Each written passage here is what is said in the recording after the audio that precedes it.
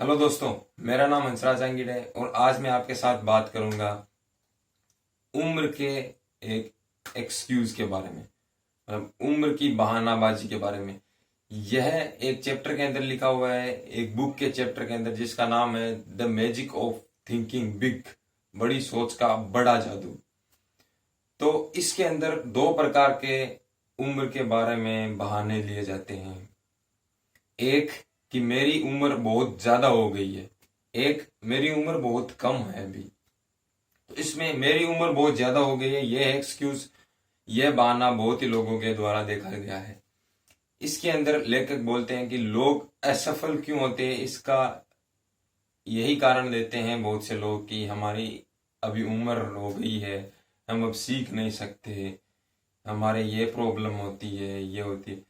आपने अपने आसपास भी बहुत सारे लोग देखे होंगे जो उम्र को अपने बहाने के रूप में देते हैं कि हम सफल क्यों नहीं हो पाए क्योंकि हमारी उम्र ज्यादा हो गई थी, या फिर हम बड़ा क्यों नहीं कर पाए क्योंकि हमारी अभी उम्र नहीं थी सीखने की। इस तरह के एक्सक्यूज आपने बहुत ही कम लोग देखे होंगे जो ये बोलते हैं कि अभी मेरी उम्र अभी मेरे काम के हिसाब से बहुत सही है।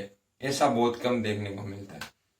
तो इसको एक बार लेखक, इस किताब के लेखक एक सेल्स की मीटिंग कर रहे थे। उसके अंदर जो सुन रहे थे उनमें से एक राकेश नाम का बंदा, जो कि 40 साल का था, मीटिंग खत्म होने के बाद लेखक के पास आया और उनसे पूछा कि उनसे कहा कि आपका प्रोग्राम बहुत अच्छा था, आपने बहुत अच्छी बात बताई, हमको समझ भी आई, लेकिन मैं मेरी कंपनी के अंदर बहुत ही नीचे लेवल पे काम करता हूँ, मुझे मैनेजर लेवल पर जाना है और ये मेरी इच्छा है।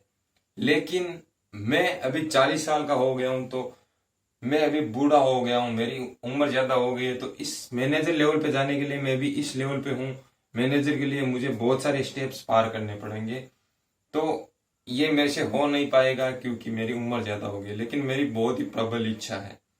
तो लेखक ने उनको बताया कि उम्र बस एक नंबर है, इसका आपकी सक्सेस पे, आपके काम पे कोई फर्क नहीं पड़ता। लेकिन लेखक ने जब यह बात बताई उस राकेश को, तो उस राकेश पर इतना कुछ प्रभाव नहीं देखा, लेखक ने इतना कुछ असर नहीं देखा। तो लेखक उनके टच में रहे और सोचने लगे, बहुत दिनों तक उस पर विचार किया कि ऐसा क्या करें कि लोग इस उम्र के एक्सक्यूज को बंद करते हैं, उम्र के इस बहाने को बंद कर दे। तो लेखक ने बहुत दिनों तक इस पे सोचा और अंत में उनको एक ऐसी चीज समझ में आई जिससे उनको लगा कि लोगों को अब एक्सक्यूज देने की कोई जरूरत नहीं है। तो उन्होंने राकेश को कॉल किया और अपने पास बुलाया। राकेश से पूछा कि राकेश मुझे बताइए कि आदमी की प्रोडक्टिव एज कब से स्टार्ट होती है, मतलब रचनात्मक उम्र कब से स्टार्ट होती है। ऐसी उम्र जब से वो कुछ रचना करने के काबिल हो, इस तरह से।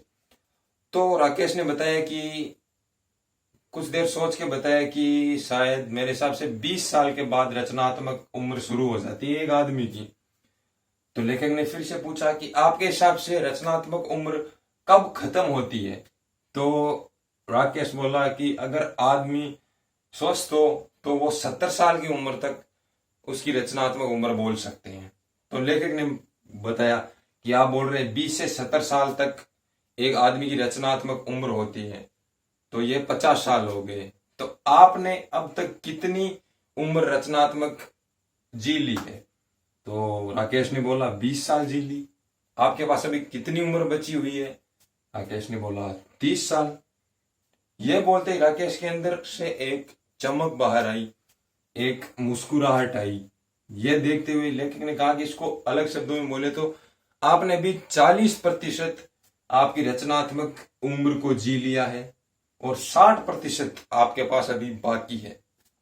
यह सब देखते ही, यह सब सुनते ही उस राकेश के अंदर से एक ये एक्सक्यूज बाहर निकल गया। यह सब उम्र के बारे में ये मिथ पूरे टूट गए और राकेश ने महसूस किया कि उम्र हमारी क्या है, इसका कोई खास महत्व नहीं है। उम्र के बारे में हमारा नजरिया क्या है, यह हमारे लिए अभिशाप या वरदान बनता है। तो इस चैप्टर के अंदर यही था। इस तरह से लेखक ने उस राकेश का भ्रम तोड़ा कि उम्र हमारे लिए कुछ नहीं है। अगर हमें कुछ करना है तो हमारे लिए बहुत से साल ऐसे हैं जिसमें हम रचनात्मक कुछ नई चीजें क्रिएट कर सकते हैं। तो आपको ये कैसा लगा मुझे बताइए। Thank you so much.